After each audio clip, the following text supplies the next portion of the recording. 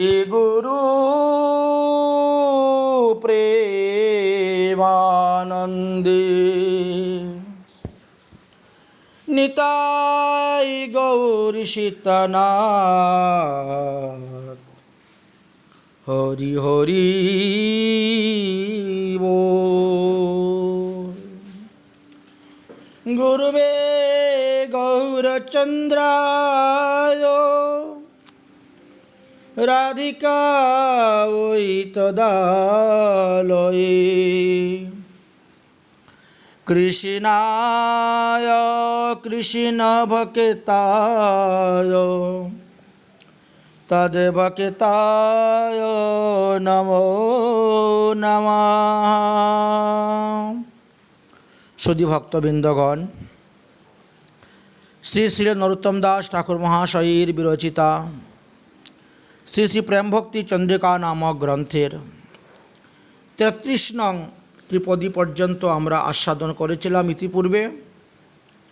আজ আমরা ৩৪ নং ত্রিপদীটি আস্বাদন করতে সবাই একত্রিত হয়েছি। নরোত্তম দাস ঠাকুর মহাশয় বললেন, যাবৎ জন্ম মূর অপরাধে হইন বুড়, নিশিকপটে না ভজিনু তোমা, তথাপি তুমি সে গতি নাচারিয় প্রাণপতি, আমা সম নাহিক অধমা। শ্রীল ঠাকুর মহাশয়ের দৈন্য আবেগ ক্রমশ বৃদ্ধি পেতে শুরু হয়েছে। আমরা একের পর এক ত্রিপদীতে দেখতে পাচ্ছি। সেই দৈন্য যখন ক্রমশ উচ্চলিত হইয়া চলিতেছে, তখন তিনি নিজেকে নিতান্ত অপরাধী, অধম ও ভজন সাধনে হীন মনে করিয়া বলিতেছেন, যাবৎ জনম মূর অপরাধে হইনু ভূর, নিষ্কপটে না ভজিনু তোমা। প্রেমের মূরতি হইয়াও শ্রীল নরোত্তম দাস ঠাকুর মহাশয় দৈন্যের উচ্ছ্বাসে এইসব ত্রিপদীতে সেই সকল বাণী বলিতেছেন, যাহা সাধকের মৃত সঞ্জীবিনীর ন্যায় পরম হিতকারী। প্রগতিশীল ভক্তি জীবনে প্রেম প্রাপ্তির প্রতি যতবিধ অন্তরায় আছে, অপরাধী তার মধ্যে সর্বাপেক্ষা প্রবল। এটা আমাদেরকে বুঝতে হবে এবং এটা শাস্ত্রে প্রমাণে আছে।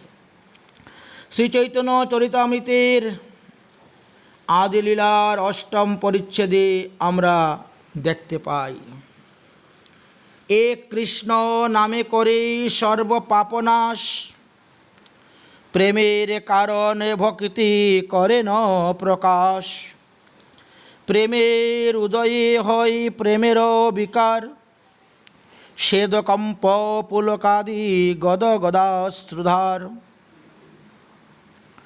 অনায়াসে ভবক্ষয় কৃষ্ণের সেবন, কৃষ্ণ এক কৃষ্ণ নামের ফলে পাই এত ধন, হেন কৃষ্ণ নাম যদি লয় বহুবার, তবে যদি নহে প্রেম নহে অশ্রুধার, তবে জানি অপরাধ তাহাতে প্রচুর, কৃষ্ণ নাম বীজ তাতে না হয় অঙ্কুর।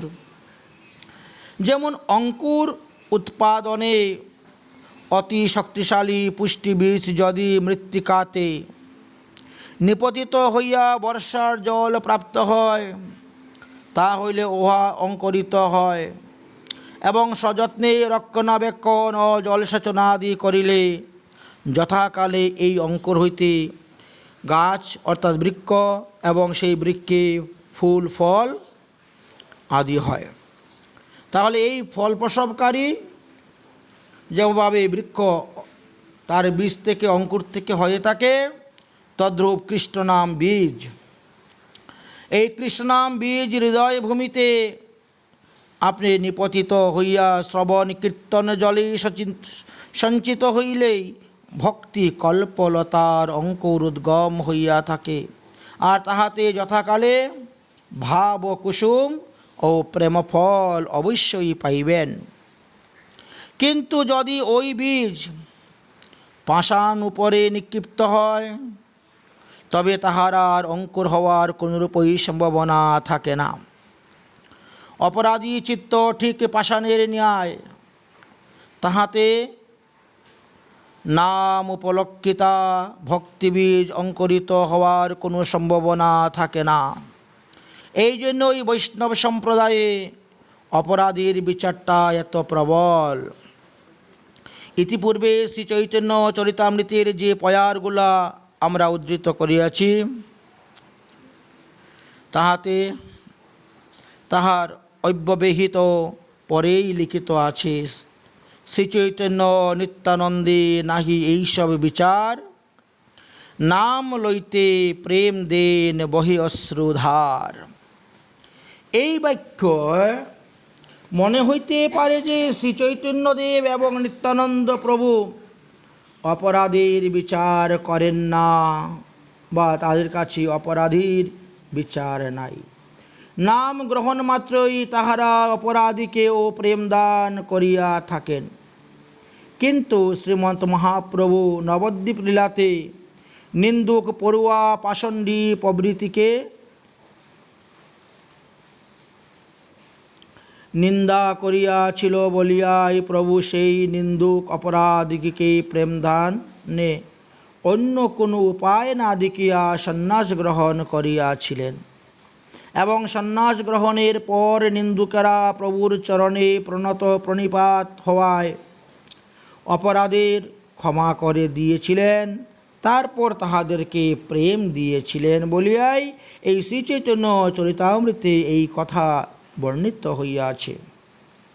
আবার চাপাল গোপালের জীবনী যদি আমরা দেখি, এই চাপাল গোপাল শ্রীবাসের নিকটে অপরাধ করিয়াছিল বলে প্রভু শ্রীবাসের নিকটে অপরাধ ক্ষমা করাইয়া তারপরে তাকে প্রেমদান করিয়াছিলেন। এমনকি স্বয়ং নিজের মাতা শচীদেবীকে পর্যন্ত অদ্বৈত আচার্যের নিকট অপরাধীর উল্লেখ করাইয়া মাতাকে অদ্বৈতের চরণধূলি মস্তকে লইয়ে কথা বললেন। যখন শচীদেবী অদ্বৈতের চরণধূলি মস্তকে লইলেন, তখন শচীদেবীকেও মহাপ্রভু প্রেমদান করিয়াছিলেন। এই কথাও শাস্ত্রে বর্ণন করা আছে। সুতরাং শ্রীচৈতন্য এবং নিত্যানন্দ যে অপরাধের বিচার করেন না তা নয়, তবে তাহারা প্রেমদান বিষয়ে কোনো পাত্র অপাত্রের বিচার করেন নাই। অপরাধী ব্যক্তির অপরাধ নাশ করিয়া প্রেমদান করিয়াছিলেন, এই কথা বুঝিতে হইবে। এইসব বিচারে ভক্তি সাধনার প্রবলতম অন্তরায় অপরাধকে গুরুত্বপূর্ণ বলে বোঝা যায়। তাই শ্রী নরোত্তম দাস ঠাকুর মহাশয় বললেন, যাবৎ জনম মোর অপরাধী হইনু ভূর। অর্থাৎ আমি জন্মবধি অপরাধ করিতেছি। অপরাধমূলক যে সমস্ত আচরণ, সেই সমস্ত আচরণ করিতে করিতে অপরাধ পঙ্কজে নিমজ্জিত হইয়াছি এবং অপরাধে আচ্ছাদনও আমি হইয়াছি। অর্থাৎ সতত অপরাধ করিয়াও অপরাধের বিষয়ে সতর্ক হইবার বুদ্ধি বা শক্তি আমি এখন হারাইয়া ফেলিয়াছি। আবার মুখে যত অপরাধ অপরাধ বলিয়া তাকে কার্যত অপরাধ বিষয়ে ততটা সাবধান হইতে পারিতেছি না, বা অপরাধ করিয়াই বসি। বস্তুত ইহাই অপরাধে ভূর হওয়ার বলা হয়েছে। শ্রেয়কামী সাধককে সতত অতি সযত্নে ভজনের মহাভিঘ্নাত্মক এই নাম অপরাধ, সেবা অপরাধ প্রভৃতিতে সতর্কতার সহিত সর্বত্রভাবে ত্যাগ করিয়া সতত নিরপরাধী ভজন করিবার চেষ্টা করিবেন। নচেৎ স্ব অপরাধে ভজনের যথার্থ ফল প্রেম লাভ সুদূর পরা হইয়া যাইবে, প্রেম পাওয়া যাবে না।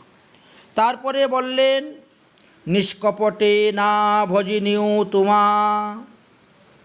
শিল নরোত্তম দাস ঠাকুর মহাশয় দৈন্যভরে নিজের কথা বলিয়া সাধক জগতে অতি মূল্যবান একটি উপদেশ দিতেছেন, নিষ্কপটে না ভজিনু তুমা। তাহলে এখানে কি বোঝাতে চেয়েছেন? মায়া,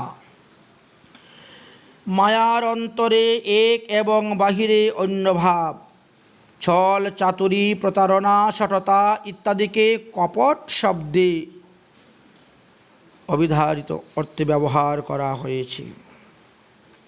মায়ার সম্বন্ধ বর্জনপূর্বক অন্য অবিলাসিতা শূন্য হইয়া স্বীয় স্বরূপ অভিমানে ভজনেই নিষ্কপট ভজন বলা হয়।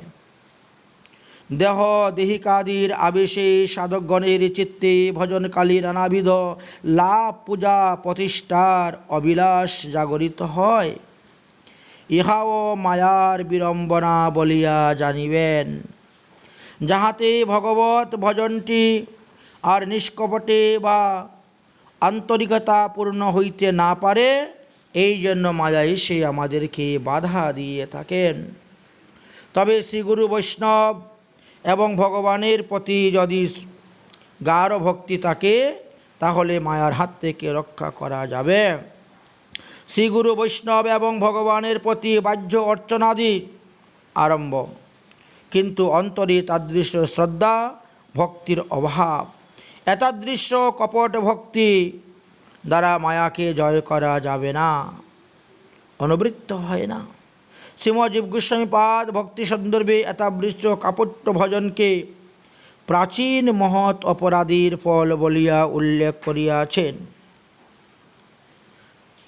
ধামে বাস এবং সৎসঙ্গর লক্ষণ ভক্তির বা ভজনের দ্বারাও যদি সেই কাপট্যের অপগম না হয়, তাহা হইলে তাহা দুশ্চিন্তকস্য ব্যাধির ন্যায় কঠিন হইয়া পড়িবে।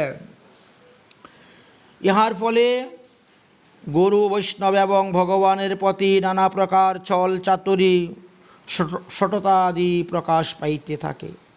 তাদৃশ্য কাপট্য দুষ্টচিত্ত ব্যক্তি বাহ্যে ভজনের অভিনয় মাত্র করিলেও প্রবল মহৎ বা মহৎ কৃপায় ওই কপট্যের অপগম না হওয়া পর্যন্ত আর তাহার নিষ্কপটে ভজন বা আন্তরিকতাপূর্ণ ভজনের কোনো আশাই থাকে না। সরল প্রাণে যারা শ্রীগুরু বৈষ্ণব এবং ভগবানের চরণে প্রসন্ন হইয়া ভজন করেন, প্রপন্ন হইয়া ভজন করেন, তাহারা এই নিষ্কপটে ভজনের সৌভাগ্য প্রাপ্ত হইয়া তাহাদের করুণা লাভে ধন্যাতিধন্য হইয়া থাকেন। তাই শ্রীল ঠাকুর মহাশয় বলিলেন, তথাপি তুমি সে গতি না ছাড়িও প্রাণপতি, আমা সম নাহিক অধমা। যদিও আমি নিষ্কপটে সব ছাড়িয়া তোমার হইয়া সরল প্রাণে একান্তভাবে তোমার ভজন করতে পারিতেছি না, তথাপিও তুমিই আমার একমাত্র গতি। আমি যখন স্বরূপত তোমার দাস এবং তুমি আমার নিত্য প্রভু, তোমার প্রবলা বহিরঙ্গা মায়াশক্তির বিড়ম্বনায় যদিও অনাদিকাল হইতে তোমার চরণ ভুলিয়া দেহ দৈহিকাদিতে অনুরক্ত হইয়াছি, তাহাতে অভ্যস্ত হইয়া পড়িয়াছি, তবুও তোমার সহিত দাস প্রভু সম্বন্ধিত তো লুপ্ত হয় নাই। তত্ত্বত তুমি আমার একমাত্র গতিরূপে বিরাজমান বিদ্যমান আছ এবং অনন্তকাল ধরিয়া থাকিবে, এই সম্পর্ক তোমার সঙ্গে আমার। সুতরাং হে প্রাণপতি, তোমার মায়াই হোক আর তোমার কৃপাই হোক।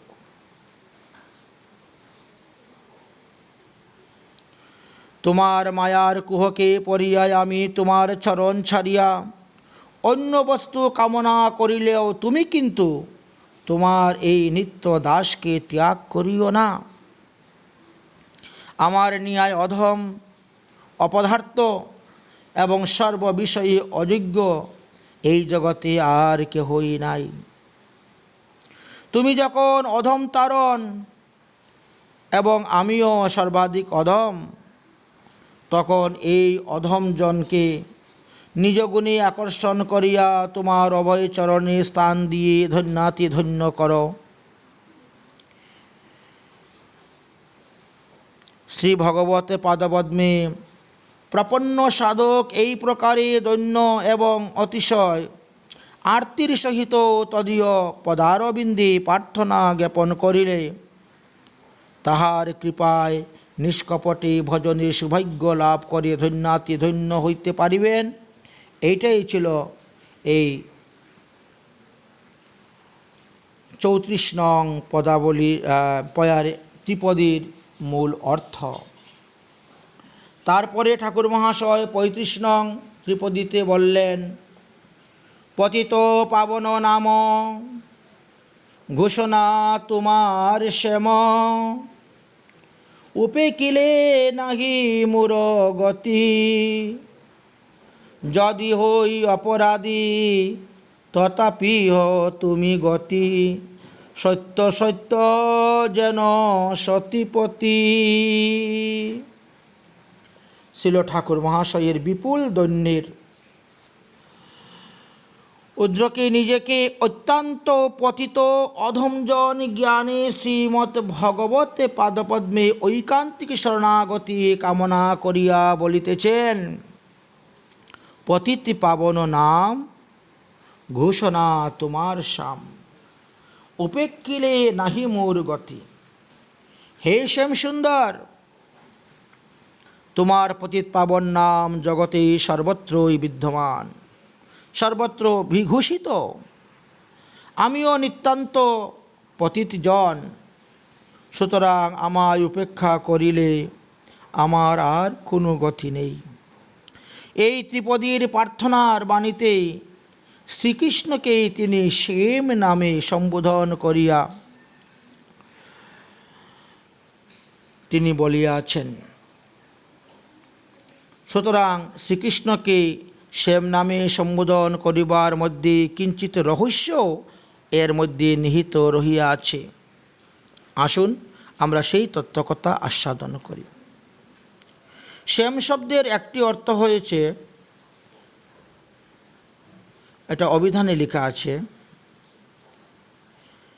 শ্যায়তে গচ্ছিত মনুস্মৃতি শ্যাম, যাহাতে মন গমন করে তাহার নাম শ্যাম। কিন্তু শ্যামের প্রতি স্বাভাবিক ভাব তো সকলের মন গমন করে না। ধন জনাদি মান প্রতিষ্ঠা প্রতিপত্তি লাভ প্রবৃত্তি দেহ দৈহাদিক সুখ স্বাচ্ছন্দ্য আদি বিষয়কেই প্রায় সকলের মন গমন করিয়া থাকে। যদি স্বাভাবিকভাবে সকলের মন শ্যামের দিকে অর্থাৎ শ্রীকৃষ্ণের দিকে গমন করিত, তবে তার সে নিমিত্ত এত সাধন ভজনের প্রয়োজন কি ছিল? স্বভাবতই আমাদের মনে এইরূপ একটা প্রশ্ন উঠে। আমরা যদি ধীর স্থির হয়ে এই বিষয়ে চিন্তা করি, তাহলে অবশ্যই বুঝতে পারিব যে বিশ্বের নিখিল জীব সকল আনন্দের দিকে ধাবমান হইতেছে।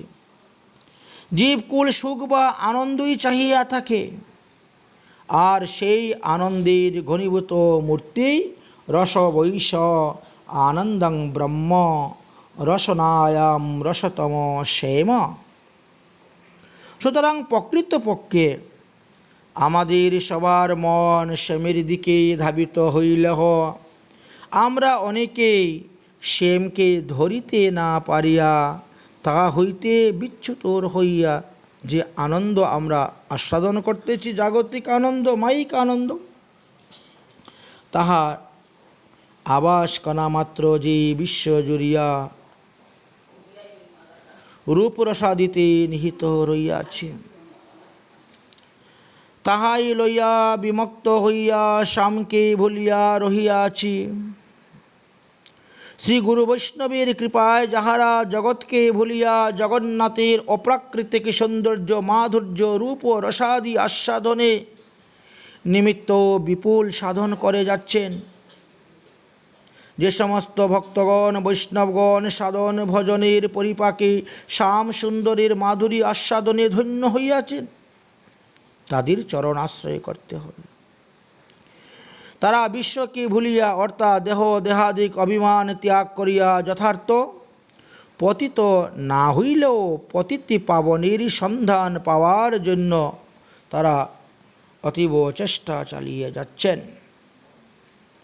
শ্রীল নরোত্তম দাস ঠাকুর মহাশয় বলিতেছেন, তোমার পতিত পাবন নাম জগতে বিঘোষিত এবং আমিও নিতান্ত পতিতই।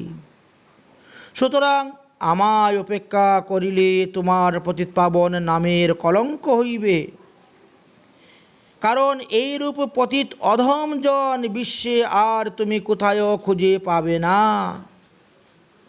সেম যদি বলেন, তোমায় অপেক্ষা করিলে আমার পতিত পাবন নামে কলঙ্ক হইলে হোক, তাতে তোমার কি? তদুত্তরে বললেন, তুমি অপেক্ষা করিলে আমার আর অন্য কোনো গতি নাই, অর্থাৎ উপায় বা আশ্রয় যেন কুত্রাপি নেই। অথবা এই অর্ধ ত্রিপদীতে এইরূপ ব্যাখ্যাও হতে পারে যে, হে সেম, তোমার কৃষ্ণ গোবিন্দ প্রভৃতি নাম যে পতিত পাবন হইয়া বিশ্বে সর্বত্রই বিভূষিত হইয়াছে, আমি অধম পতিত হইলেও তোমার পতিত পাবন সেই নামকে আশ্রয় করিয়া আছি। সুতরাং অনন্য গতি তুমি আমায় অপেক্ষা করিতে পারো না। শ্রীকৃষ্ণ পতিত পাবন হইলেও তাহার নামেরই এই গুরি সর্বতা অবিব্যক্ত। পুত্র প্রচারিত নারায়ণ শব্দের উচ্চারণ মাত্রে মহাপাতকী মনুষ্য শ্রীল অজামিলের নিকট বিষ্ণুদূত আগমন এবং বিষ্ণুদূতগণের মুখে মাহাত্ম্যকথা শ্রবণ, যমদূতগণ বিতরণ করত অজামিলকে রক্ষা, এই সমস্ত তত্ত্বকথা ভাগবতী বর্ণন করা আছে। সুতরাং যথাসময়ে বৈকুণ্ঠে আনয়ন প্রসঙ্গ আমরা দেখতে পাই। তাহলে আমাদের কি কেন কৃপা করবেন না? স্তেন সৌরপ মিত্র ধ্রুগ ব্রহ্মা গুরুকল্পগ স্ত্রীরাজ পিতৃগুহন্তা যে চো পাতকীনো পরে সর্বে জামৈপঘরতামিদং এই সুখ নিষ্কৃতম নাম বৈহাহরণম বিষ্ণু যস্তভ্যম বিষয়ামতি। স্বর্ণস্ত্রয়ী মানে স্বর্ণচুরি যারা করেছে, মদ্যপায়ী যারা মদ্যপান করতেছে, মৃত্যুদ্রোহী যারা বন্ধু বান্ধবকে হিংসা করতেছেন, ব্রহ্মজ্ঞ যারা ব্রাহ্মণদেরকে বধ করিতেছেন, গুরু পত্নীগামী যারা গুরুপত্নী গমন করেছেন, স্ত্রী, রাজ, পিতা এবং গোহত্যাকারী এবং অন্যান্য যাবতীয় মহাপাতকী বা অতিপাতকী সকলেই বিষ্ণুর নাম সংকীর্তনের প্রভাবে তারা উদ্ধার হয়ে যেতে পারে, পবিত্র হয়ে যায়। এই নামের দ্বারা তাদের মহাপাশ্চিত্য হয়ে যায়, একথা শাস্ত্রে লেখা আছে। যেহেতু নাম উচ্চারণকারীর প্রতি শ্রী বিষ্ণু তদ্বিষয়ে মত হইয়া থাকে, শ্রীমদ্ ভাগবত মহাপুরাণের ষষ্ঠ স্কন্দের 2য় অধ্যায়ের 9 নম্বর শ্লোক আর 10 নম্বর শ্লোকে আমরা দেখতে পাই। তাহলে যারা এত এত অপরাধ করেছেন, এত এত পাপ করেছেন, তাদের প্রতিও নাম প্রভু কৃপা করে থাকেন।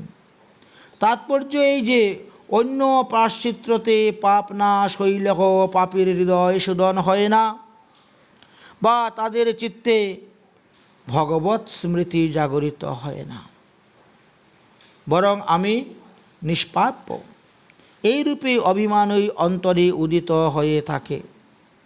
শ্রীনাম সংকীর্তন রূপে প্রায়শ্চিত্তের মহত্ব এই যে নামাভাসেই অন্তরের মহাপাতক অতিপাতক প্রজ্বলিত অনলে তুলোৎপত্তির ন্যায় তৎক্ষণাৎ ভস্মীভূত করিয়া দেয়। এবং পাপ ভাসনার মলিন চিত্ত পরিশোধন করিয়া থাকে। কারণ নামাবাসে নাম উচ্চারণকারীর হৃদয়ে শ্রী বিষ্ণুর অনুসন্ধান না থাকিলেও, অর্থাৎ আমি বিষ্ণুর নাম করিতেছি এইরূপে অনুসন্ধান না থাকিলেও, অজামিল যেমন পুত্রকে নারায়ণ বলিয়া ডাকিয়াছিল, এইরূপ অন্য সংকেতেও নামাবাস বলা হয়। শ্রী বিষ্ণুর কিন্তু নাম উচ্চারণকারী ব্যক্তির কথা স্মরণ হয় এবং ওই আমার দাস আমা কৃতজ্ঞ সর্বদা রক্ষণীয় এই প্রকার তদীয় মতির উদয় হইয়া থাকে। সুতরাং ভগবত নামে যে পতিত পাবনা গুণ বা শক্তি আছে, ইহা আর কুত্রাপি সম্ভবপর নহে। শ্রী ভগবান যেন বলিতেছেন, নামের যেই পতিত পাবনাদি গুণ তো নিরপরাধ জনের প্রতি প্রকাশিত হয়, অপরাধীর প্রতি নামের তো প্রসন্নতা থাকে না। তদুত্তরে শ্রীল নরোত্তম দাস ঠাকুর মহাশয় বললেন, আমি যদি হই অপরাধী, তথাপি তুমি গতি সত্য সত্য যেন সতী পতি। প্রেমের মূরতি হইয়া হো বিপুল দৈন্যবশত ঠাকুর মহাশয় নিজেকে মহাজ অপরাধী জ্ঞানে বলিতেছেন, প্রভু যদিও। এখানে যদি শব্দটি নিশ্চিত অর্থে ব্যবহার করা হয় নয়, কারণ ঠাকুর মহাশয় নিজেকে বাস্তবিক অপরাধী বলিয়া মনে করিতেছেন। যেমন যদি বেদা প্রামাণাংশ, অর্থাৎ যদি বেদের প্রামাণ্য থাকে, তবে যদি শব্দ নিশ্চিতার্থের, কারণ ভেদ অবশ্যই প্রামাণ্য বা বেদের প্রামাণ্য বিষয়ে কাহারও সংশয় থাকিতে পারে না। এইভাবে অর্থ এখানে ব্যবহার করা হয়েছে। তাই তিনি ভগবানের নিকটে এইভাবে বলিতেছিলেন, আমি অপরাধী হই,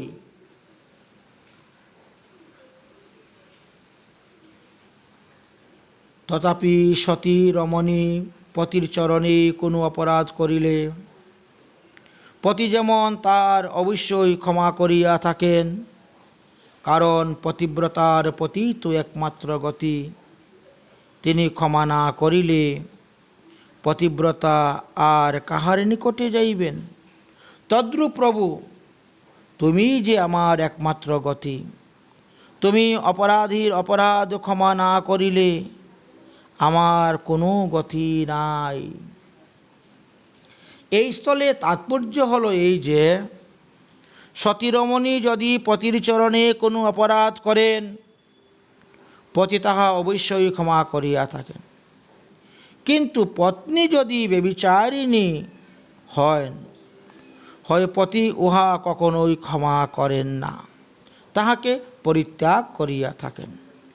তদ্রূপ শ্রীহরির একনিষ্ঠ অনন্য ভক্ত যাহারা, অর্থাৎ শ্রীহরি ব্রজেন্দ্র নন্দনের প্রতি কোনো একটি বিষয় স্বরূপে যাহারা নিষ্ঠাবান, অন্য দেবদেবীর উপাসনা করে না, বা যাহাদের অন্তরে প্রেম সেবার কামনা ব্যতীত অন্য কোনো কামনার স্থান নেই, তাহারা যদি দৈবাৎ অসৎসঙ্গের প্রভাবে বা অসৎ সংস্কারের বশীভূত হইয়ে শ্রীহরির চরণে কোনরূপ অপরাধ করিয়া থাকেন, শ্রীহরি তাহা অবশ্যই ক্ষমা করিবে।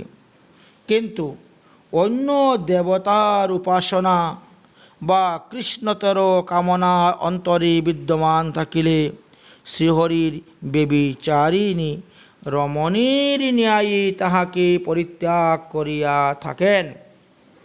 অথবা শ্রী ভগবানে মনে রাখিয়া তাহার সেবায় নিযুক্ত হইলে যদি কাহারও কোনো প্রকার অপরাধ হয়, ভগবান তাহা ক্ষমা করিয়া থাকেন। কিন্তু ভগবত পরিচর্য কার্যে নিরত থাকিয়াও যদি কেহ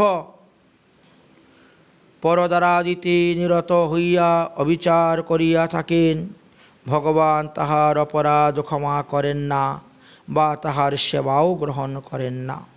তবে যদি কোনো অনন্য ভজনকারীর প্রবল অসৎসঙ্গ বা দুষ্ট সংস্কারের ফলে পরদ্বারাদিতে আসক্তি জাত হয়, তিনি যদি উহা পরিত্যাগপূর্বক সাতিশয় অনুতপ্ত হইয়া শ্রীহরির চরণে ঐকান্তিকভাবে শরণাপন্ন হন, তখন শ্রীহরি তাহার প্রতি প্রসন্ন হইয়া উহা ক্ষমা করিয়া থাকেন বলিয়া বুঝিতে হইবে। এই জন্যই গীতাতে বলিয়াছেন, ক্ষিপ্পম ভবতি ধর্মাত্মা সৎসত্য শান্তি নির্গচ্ছতি কুন্তেয় প্রতিজানাহি নমে ভক্ত প্রণশ্যতি। তাহলে আমরা এইভাবে এই স্থানেতে আস্বাদন করলাম।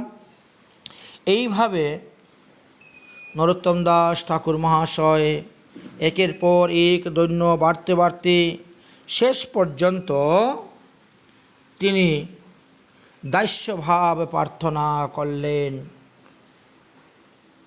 তুমি তো পরম দেবা, নাহি মোরে উপেক্ষিবা, শুনো শুনো প্রাণের ঈশ্বর, যদি করি অপরাধ তথাপিও তুমি নাথ, সেবা দিয়ে করয় অনুচর। এই ৩৬ নম্বর ত্রিপদীতে আমরা দেখতে পেলাম শ্রী নরোত্তম দাস ঠাকুর মহাশয় সাতিশয় ধন্যবা আর্থিবরে শ্রীকৃষ্ণের চরণের দাস্য বা সেবা কামনা করিতেছেন। তুমি তো পরম দেবা, নাহি মুরে অপেক্ষিবা, শুনো শুনো প্রাণেরও ঈশ্বর। ইতিপূর্বে তিনি পতিব্রতা পতিনিষ্ঠার সঙ্গে ভক্তের হিষ্টনিষ্ঠার তুলনা করিয়াছিলেন। জীবের এতাদৃশ হিষ্টনিষ্ঠাই কেবল পরমেশ্বর পরম দেবতা শ্রী ভগবানে প্রপূজ্য হইলেই জীব প্রকৃত পরমার্থ লাভ করিয়া ধন্য হইতে পারেন। অন্য দেব উপাসকগণ যদি মনে করেন তাহারাও আপনা আপন উপাস্য দেবকে এইরূপে নিষ্ঠা স্থাপন করিলে প্রকৃত পরমার্থ লাভে তারা সক্ষম হইবেন, তবে তাদের ধারণাটা ভুল ধারণা হইবে। যেহেতু পরমেশ্বর শ্রীভক্তি ভগবানেতে নিত্য দাস জীবের ভগবত পাদপদ্মে বিস্মৃতির ফলে সংসার দশা প্রাপ্ত হইয়া ৮৪ লক্ষ যোনিতে নানাবিধ জন্ম মরণাদি ভোগ দশা ভোগে তারা বেড়াইতেছেন। শ্রী ভগবত পাদপদ্ম ভজনের দ্বারা তদীয় দাস্য লাভে ব্যতীত জীবের প্রকৃত পরমার্থ লাভের আর কোনো উপায় নাই। অন্যান্য দেবদেবীর উপাসনা নিষ্ঠার সহিত হইতে পারে, তাহাতে ঐকিক ভোগ সম্পত্তি বা পরলোক সুখ স্বর্গাদি ভোগাদি ব্যতীত আর অপর কিছুই লাভ সম্ভবপর নয়। তাই শ্রীকৃষ্ণ গীতাশাস্ত্রে অর্জুনের প্রতি বলিয়াছিলেন, আমি সর্বদেবময় বলিয়া অন্য দেব উপাসক গণের উপাসনাটি আমাকে পাইলেও উপাসক আমায় প্রাপ্ত হইতে পারে না। যেমন পর্বত হইতে নিঃসৃত নদী প্রবাহ সমুদ্রকে প্রাপ্ত হইলেও পর্বত হইতে ওই নদী নিঃসৃত হইয়া থাকে, সেই পর্বত কখনো সমুদ্রকে প্রাপ্ত হয় না। তদ্রূপ জানিতে হইবে। কারণ উহাতে উপাসনাটি অবিধিপূর্বক হইয়া থাকে। অবিধিপূর্বক বলতে যাহাতে প্রেম প্রাপ্তির বা ভগবত পাদপদ্মে সেবা প্রাপ্তির কোনরূপে বিধি থাকে না, তাকে অবিধি বলা হইয়াছে। তাই গীতার নবম অধ্যায়ের ২৩ নম্বর শ্লোকেতে বলে গেলেন, যে অপি অন্য দেবতা ভক্ত্বা যজন্তে শ্রদ্ধমা বৃত্তা তেমপি মামেব কুন্তয় এজন্তম অবিধি পূর্বকাম। যাই হোক, শ্রীকৃষ্ণ পরম দেবতা, তিনি পরম ব্রহ্ম, তিনি ব্রহ্মা রুদ্রাদি দেবগণ হইতেও শ্রেষ্ঠ। সুতরাং ব্রহ্মা রুদ্রাদি দেবগণের আরাধনা বা তাহাদেরকে দেবতা বলিয়া থাকেন। কেবল তাহাই নহে, দিব্যান্তিতি দেবা, অর্থাৎ যাহারা পরম জ্যোতিময় বা সচিদানন্দময়, সেই শ্রী ভগবানের অনন্য স্বরূপগণেও যিনি পরম বা শ্রেষ্ঠ, অর্থাৎ যিনি অংশ নহেন তিনি অংশী, যিনি কলা নহেন তিনি কলানিধি, যিনি পুরুষ নহেন তিনি পুরুষোত্তম, যিনি ভগবান নহেন তিনি স্বয়ং ভগবান, যিনি ঈশ্বর নহেন তিনি পরম ঈশ্বর। অতএব পরম শব্দের তাৎপর্য বড়ই পরাকাষ্ঠা।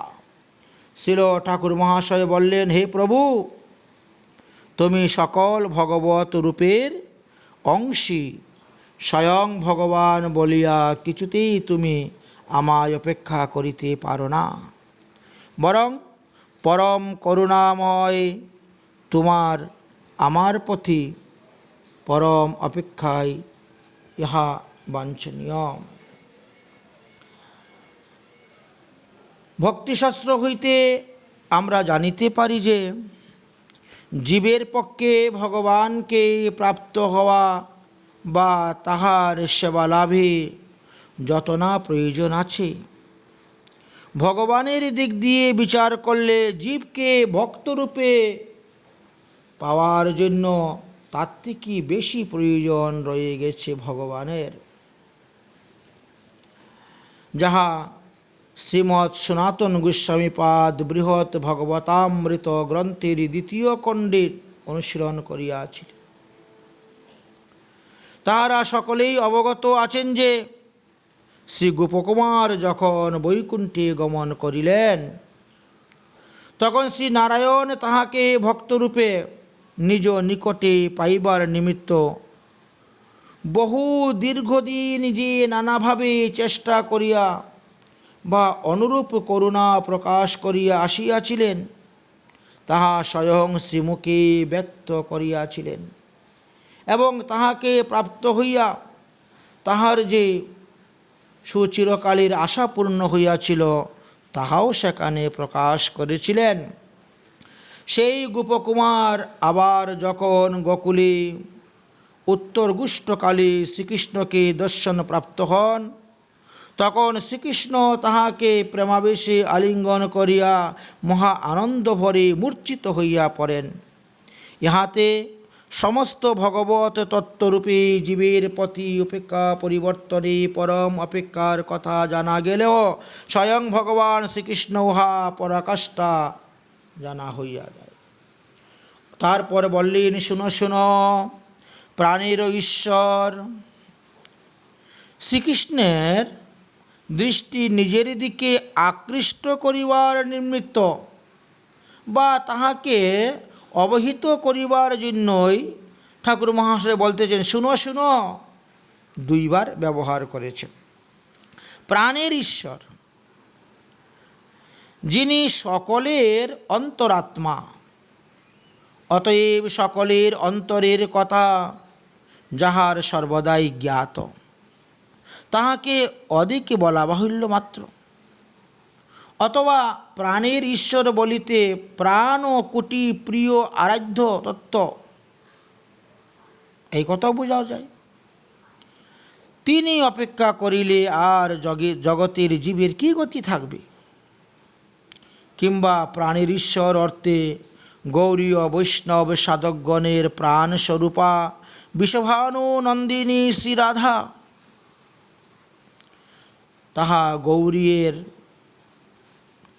তাহার আশ্রয়িত গৌরীয় বৈষ্ণবগণ শ্রীকৃষ্ণ ভজন করে যাচ্ছেন। সেই বিষভানু নন্দিনীর ঈশ্বর বা প্রাণপ্রিয় রসিকেন্দ্র চূড়ামণি শ্রীকৃষ্ণই প্রাণের ঈশ্বর। ইহাতে প্রার্থনাটি ভঙ্গিপরে শ্রী রাধা মাধবীর যুগল চরণে জ্ঞাপন করা হয়েছে, ইহাই বুঝিতে হইবে। ইহার পরেহ যুগল চরণে পুনর পুনর প্রার্থনা জ্ঞাপন করা হয়েছে। শ্রীকৃষ্ণকে যে প্রার্থনা শুনাইবার নিমিত্ত বলিলেন, শুনো শুনো, তাহা হইতেছে কি? যদি করি অপরাধ তথাপিও তুমি নাথ সেবা দিয়া করয় অনুচর।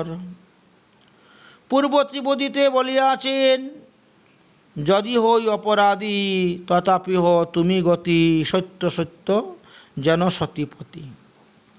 এখন আবার এই কথা বলি, অর্থাৎ আমি বহু অপরাধী হইলেহ পতিগত প্রাণা পতিব্রতার অপরাধ ক্ষমা করিয়া পতিদেবতা যেমন তাহার প্রতি সন্তুষ্ট হইয়া থাকেন, তদ্রূপ তোমার পাদপদ্ম মাতৃক্ষ গতি আমার অপরাধ ক্ষমা করিয়া তুমি প্রসন্ন হও।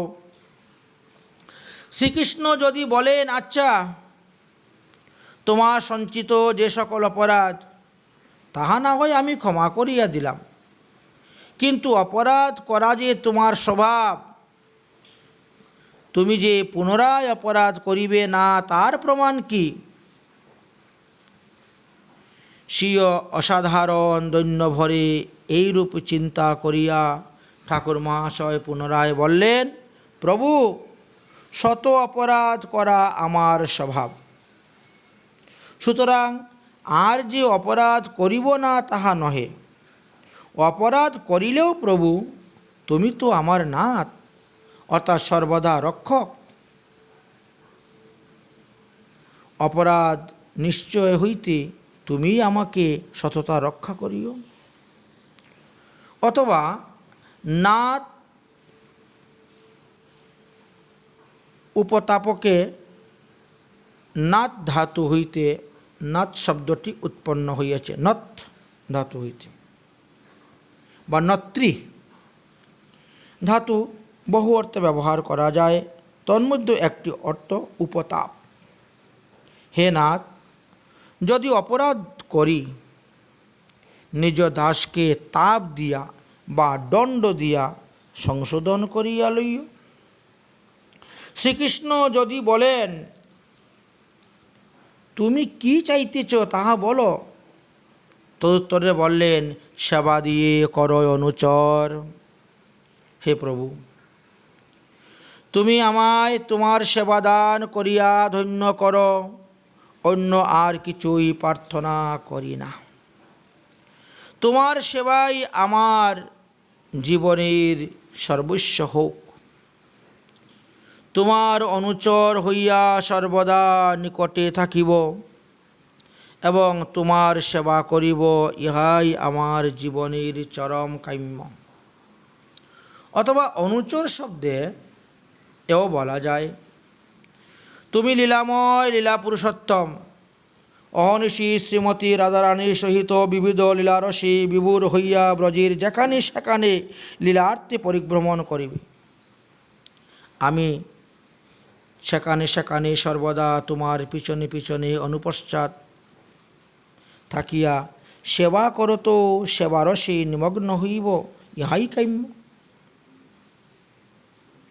সতত প্রেমের মূরতি হইয়া শ্রী নরোত্তম দাস ঠাকুর মহাশয় দৈন্য ভরে নিজেকে সাধারণ অনর্থযুক্ত সাধক জ্ঞানে এইরূপে প্রার্থনা করিয়াছেন। সাধক আবশ্যে উক্তি বলিয়া সাধকগণের ইহা ভজন শিক্ষার আদর্শ হইয়া রহিয়াছে, এটাই বুঝিতে হইবে।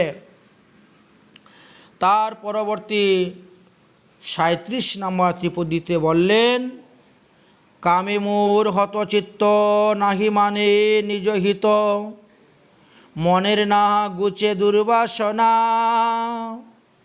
মুরে নাতে অঙ্গী করু অহে বাঞ্ছা কল্পতরু, করুণা দেখুক সর্বজনা। দুর্বাসনা, বিষয় বাসনা। শ্রীল ঠাকুর মহাশয়ের অধিকতর দৈন্যে নিজেকে কামনা বিহিত চিত্ত এবং নিতান্ত দুর্বাসনাগ্রস্ত মনে করিয়া বলিতেছেন, কামে মোর হত চিত্ত। নিজ হিত মনে না গুছে দুর্বাসনা। কামে মোর হতে চিত্ত নাহি মানে নিজ হিত মনে না গুছে দুর্বাসনা। অর্থাৎ মন, বুদ্ধি, চিত্ত, অহংকার এই চারটি অন্তঃকরণ বৃত্তি লইয়া জীবের সূক্ষ্মদেহ বা লিঙ্গ শরীরে গঠিত। এই সূক্ষ্মদেহে জীবই প্রথম আবরণ এবং দ্বিতীয় আবরণ হল পাঞ্চভৌতিক স্থূল দেহে। সূক্ষ্ম শরীরে মানবের অসংখ্য কর্মসংস্কার নির্বদ্ধ থাকে। স্থূলদেহে পুনর্ বিনাশপ্রাপ্ত হইলেও মায়া মুক্তির পূর্ব পর্যন্ত সূক্ষ্মদেহ বিনাশ হয় না। সূক্ষ্মদেহে প্রাপ্তন কর্মসংস্কার লইয়াই জীব নানান রূপ স্থূলদেহে প্রবেশ করিয়া থাকে। তাহলে একটি প্রথমে সূক্ষ্মদেহ, তার ভিতরে আবরণ আসলো স্থূল দেহের। তাই যতদিন জীব এই মায়ার অধিকারে থাকবে ততদিন একই লিঙ্গ দেখে আবদ্ধ থাকিতে হয়। সুতরাং অনন্ত জন্মের কামনা বাসনা সংস্কার যে মানবের চিত্তকুশে নির্বন্ধ থাকে, তাহা উহা হইতেই বোঝা যায়। অনুসন্ধানাত্মিকা অন্তঃকরণ বৃত্তি, এই বৃত্তিকে কামজন্মা বলা হইয়াছে। অর্থাৎ চিত্ত হইতে পূর্ব সংস্কার রূপে কামনা প্রকাশ্য হয় এবং মন বুদ্ধিতে উহা অভিব্যক্ত হইয়া দেহেন্দ্রিয়াদিকে চঞ্চল বিধান করিয়া ক্রিয়াশীল হইয়া থাকে। তাই বলিলেন, কাম বা কামনা কর্তৃক আমার চিত্ত যেন হত বা বিনাশপ্রাপ্ত হইয়াছে। চিত্ত আমার সৎ অসৎ বস্তু বিচারের শক্তি হারাইয়া ফেলিয়াছে, নাহি মানে নিজ হিত। সে নিজের হিতাহিত বিচার করিয়া অহিতকে ত্যাগ করিয়া স্বীয় হিতজনক বস্তুকে গ্রহণ করিতে সক্ষম নহে। তাৎপর্য হল এই যে, অনুসন্ধানাত্মিকা অন্তঃকরণ বৃত্তি মানবের চিত্ত উত্তম ভগবত ভজন সংস্কারকেই অনুসন্ধান করিয়া থাকে। সৎসঙ্গে সেই ভজন সংস্কার চিত্তে আহিত হইলে চিত্ত সতত দুষ্টতা ত্যাগ করিয়া পরমহিষ্ট হইয়া থাকে এবং সৎ অসৎ বিচারে যথেষ্ট শক্তি লাভ করিয়া থাকে। পক্ষান্তরে অসৎসঙ্গে দুষ্ট বাসনায় চিত্ত আহিত হইলে দুষ্ট চিত্ত অসাধুর বিষয়ে নিবিষ্ট হইয়া অতিশয় দুর্বল হইয়া পড়ে এবং সৎ অসৎ বিচার শূন্য হইয়া যায়। ইহাকেই হিতাহিত জ্ঞানরহিত চিত্তকে হত বা মৃততুল্য অবস্থার কথা বলা হয়েছে। তারপর বলিলেন, মনের না গুছে দুর্বাসনা। চিত্ত দুষ্ট হইলে মনের দুর্বাসনা সমূহ অভিব্যক্ত ঘটিয়া থাকে। সংকল্প বিকল্প আত্মক অন্তঃকরণ নিবৃত্তির মন দুর্বাসনা বা বিষয় বাসনাতেই বিবিধ সংকল্প বিকল্প করিয়া থাকে এবং সেই দুর্বাসনা বা বিষয় বাসনা সম্পর্কবশত অতিশয় দুষ্ট হইয়া সৎ বস্তু চিন্তা বা একাগ্রতা কোনো সৎ বিষয়ে স্থির হইয়া শক্তিরহিত হইয়া যায়। মন সাত্ত্বিকগণ চিন্তাশীল বা বিশিষ্ট মনের অপরিমেয় শক্তির কথা উল্লেখ করিয়াছিলেন এই স্থানে। যেমন অধুনা জড়বিজ্ঞান জগতে তড়িৎ শক্তিকে মানুষ নিজের আয়ত্তাধীনে আনিয়া অশেষবিধ আশ্চর্য কার্যসমূহ সম্পন্ন করিতেছেন। যেসব কার্যে সহস্র সহস্র মানুষ দীর্ঘকালেও সম্পূর্ণ করিতে পারিত না, তরিত শক্তির দ্বারা মুহূর্তের মধ্যে তাহা সম্পূর্ণ করিয়া কৃতদাস্যের ন্যায় উহার দ্বারা অশেষ প্রকার সিংহ প্রয়োজন বা সুবিধাজনক কার্য সম্পূর্ণ করিয়া লইতেছে।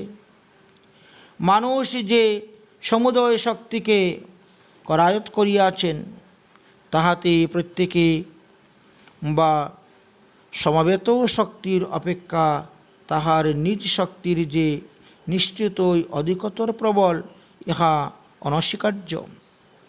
কেননা তাহা না হইলে ওই সমস্ত শক্তির উপর কৃতিত্ব করিয়া সে তখনই উহাদেরকে সিংহ আজ্ঞাধীন করিয়া রাখিতে পারিত না। অনন্য শক্তির উপর কৃতিত্বের কারণেই মানুষের মনতত্ত্ব বা চিন্তাশক্তি সর্বাপেক্ষা অধিক শক্তিশালী। মানবের এই মন বা চিন্তাশক্তি যদি সৎসঙ্গে ভক্তিপথ আশ্রয়ে ভগবৎ শরণাগতির ফলে অতি প্রবল হয় চিৎশক্তিটি, তবে ভক্তি শক্তির সহায়ক প্রাপ্ত হয়ে যায়। তবে উহা যে যেন কোটি কোটি তরিশক্তি অপেক্ষাও বিপুল বলশালী হইয়া মানবকে তাকে চিন্ময় জগতে পৌঁছাইয়া দিতে পারে, ভগবত রসাদ আস্বাদন দান করিয়া তাকে ধন্য করিতে পারে, একথা বলা বাহুল্য। মানবের সেই পরম শক্তিশালী মন বা চিন্তাশক্তি যে দুর্বাসনা পঙ্কদে নিমজ্জিত হইয়া 84 যোনিতে জীব বা কুম্ভিপাক আদি মহানরকতে জীব দুঃখ পাইয়া থাকে, উহা অপেক্ষা মানবের আর অতিশয় ভাগ্য বিড়ম্বনা কি হইতে পারে। তাই মনেরে না গুছে দুর্বাসনা তিনি বললেন। তারপর তিনি বললেন, মোরে নাথ অঙ্গীকরো অহে বাঞ্ছা কল্পতরু, করুণা দেখুক সর্বজন। হে বাঞ্ছাকল্পতরু প্রভু শ্রীকৃষ্ণ, আমায় চিরদাস রূপে শ্রীচরণে অঙ্গীকার করিয়া লও। তোমার এই করুণা বিশ্বের সকলেকে প্রত্যক্ষ করুক, দেখুক। শ্রীকৃষ্ণকে ভক্তবাঞ্ছা কল্পতরু বলা হইয়াছে। শ্রীমদ্ ভাগবতে দশম স্কন্ধের 38 অধ্যায়ের 22 নম্বর শ্লোকে আমরা দেখতে পাই এই কথাটি। যদিও ভগবানের প্রিয় অপ্রিয় সুহৃদ দ্বেষ বা অপেক্ষা কেহই নাই, তথাপিও তিনি ভক্তগণের ভজনানুরূপে ফলদান করিয়া থাকেন। কল্পতরু যেমন আশ্রিত ব্যক্তিকে ফলদান করিয়া থাকেন, তদ্রূপ এখানে কল্পতরুর সঙ্গে দৃষ্টান্ত কেবল আশ্রিত ব্যক্তিকে ফলদানের অংশকেই সর্বাংশে নহে, এটা বুঝিতে হইবে। কারণ কল্পতরু আশ্রিত ব্যক্তিকে ফলদান করিলে কখনো তাহার অধীন হইয়া যায় না। আবার ভক্ত সম্বন্ধে ভগবানের ভক্ত সুহৃদের প্রতি সৌহার্দ্য এবং ভক্ত দ্বেষীর প্রতি দ্বেষ প্রকাশও পাইয়া থাকে, ইহা কল্পতরুতে সম্ভব নহে। পুনরায় কল্পতরু আশ্রয়িতের বাঞ্ছিত ফল দান করেন, উহা তাহার হিতকারী বা অহিতকারী তাহা বিচার করতে যায় না। কিন্তু ভগবান সিংহ অনিষ্টকর বস্তু ভক্ত চাইলেও তাকে প্রদান করেন না। ভক্তর পরম শ্রেয় বা পঞ্চম পুরুষার্থ প্রেমই তাহাকে দান করিয়া থাকেন। শ্রীল ঠাকুর মহাশয় বাঞ্ছাকল্পতরু শ্রীকৃষ্ণের নিকটে তাহার প্রেম সেবার প্রার্থনা করিয়াছিলেন। সিংহ প্রেম সেবা দানে শ্রীকৃষ্ণর করুণা যথার্থ নির্দেশক বলিয়া জানিতে হইবে। তাই তিনি বলছেন, করুণা দেখুক সর্বজনে। তুমি যদি আমাকে কৃপা করো, উদ্ধার করো, তোমারই করুণা সর্বজনে দেখবে। তারপরে 38 নম্বর ত্রিপদীতে বললেন, মুসম পতিত নাই ত্রিভুবনে দেখো চাই, নরোত্তম পাবন নাম ধর। গোচক সংসারের নাম পতিতি পাবন শাম, নিজ দাস কর গিরিধর। এই শ্লোকের ব্যাখ্যাটা আমরা আগামী পর্বতে আস্বাদন করব। আজকের মতন প্রেম ভক্তি চন্দ্রিকা আস্বাদন আমাদের এখানেই বিশ্রাম। নিতাই গৌর সীতানাথ প্রমানন্দী হরি হরি বল।